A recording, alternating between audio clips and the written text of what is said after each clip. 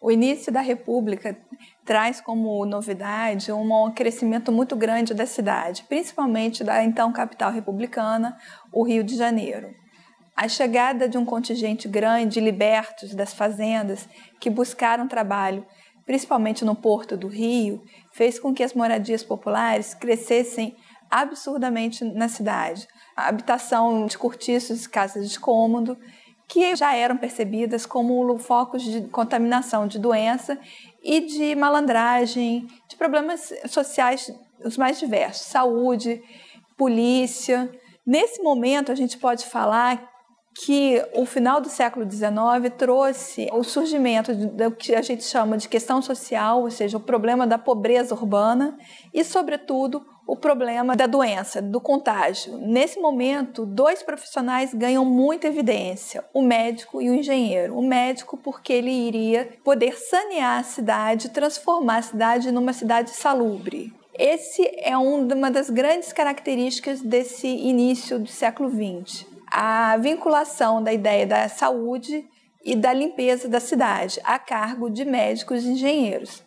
Não à toa a gente vai ver no início do século XX a reforma urbana, a reforma que pretendia transformar a cidade pocilga num Éden maravilhoso, como o cronista falou. Essa limpeza da cidade atingiu principalmente a moradia popular, que tentou se afastar do centro da cidade, e, por outro lado, a reforma da cidade, o embelezamento, que procurava transformar a cidade do Rio de Janeiro na Paris dos trópicos, a abertura da Rio Branco, os prédios monumentais que embelezaram a Rio Branco de 1904. Por outro lado, a gente também percebe nesse período, desse início de república, nesse final do século XIX, a preocupação com o operário. A transformação no mundo do trabalho, e que no Brasil vem com a abolição, sai do trabalho escravo para o trabalho livre, passa a ter acidentes de trabalho. Você tem outra característica desse início do século, o automóvel, e os acidentes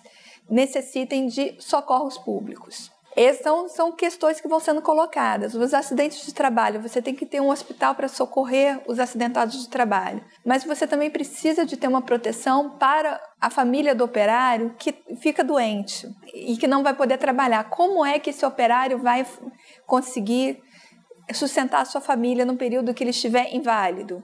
E se essa invalidez for permanente? E se ele vier a óbito? Como a família vai ficar? Essa preocupação foi muito grande em todo o mundo ocidental.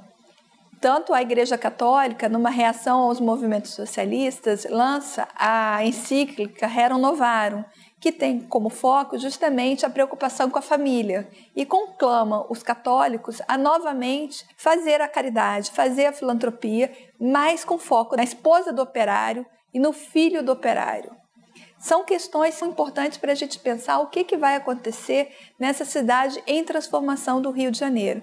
Uma característica muito importante da assistência à saúde no Brasil era, até a década de 30, a grande dependência das ações de caridade da Irmandade da Misericórdia. A Irmandade da Misericórdia chega ao Brasil pelas mãos da colônia portuguesa. Era ela a quem cabia cuidar de todos os pobres da cidade, tanto do Rio quanto das cidades onde houvesse misericórdia.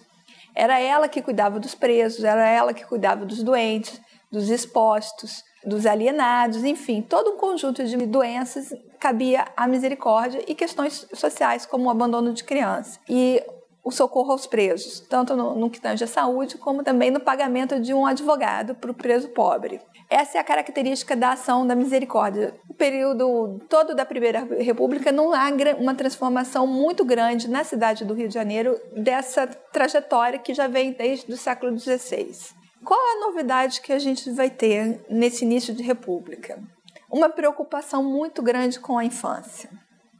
E a infância vai se tornar, para a sociedade civil e para os médicos, a preocupação com o futuro da nação. A grande mortalidade infantil motivou que médicos e a sociedade civil se juntassem para dar conta da grande questão da mortalidade infantil.